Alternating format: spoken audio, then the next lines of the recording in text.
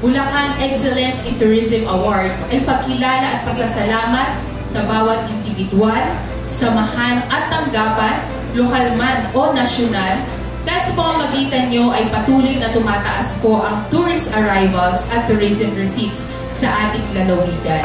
Sabi nga po, it takes a village to raise a child.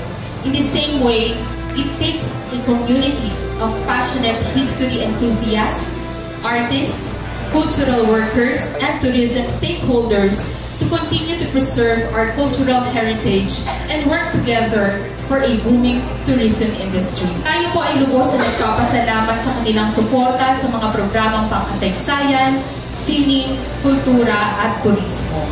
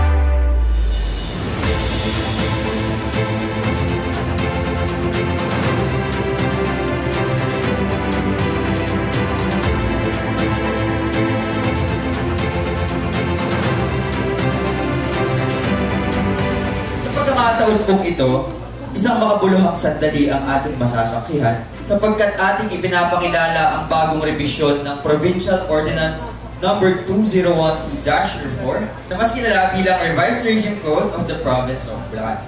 Ang ordinansang ito ay isinulong ni Board Member Richard A. Roque na pinagtibay ng sangguniang panlalawigan ng Bulacan sa pangunguna ni Vice Governor Alex Castro at inaprubahan ng ating kagalang-galang na Gobernador Daniel R. Fernando. Sa ilalim ng bagong tourism code, higit nating pinagtitibay ang pagkakaisa ng mga lungsod, bayan at barangay tungo sa mas maayos, ligtas at makabagong pamamahala sa turismo. Sa mga magitan ng inyong mga inisyatibo at dedikasyon, mas lalong tumitingkad ang ganda ng ating kasaysayan at sining dahil sa ating kulturang Bulakenyo. Ang inyong ambag ay hindi lamang sa pagpapalago ng ekonomiya, kundi nagbibigay inspirasyon sa ating mga kababayan na ipagmalaki at pangalagaan ang ating mga pagkakakilanlan bilang mga tunay na anak ng dakilang lalawigan ng Bulacan.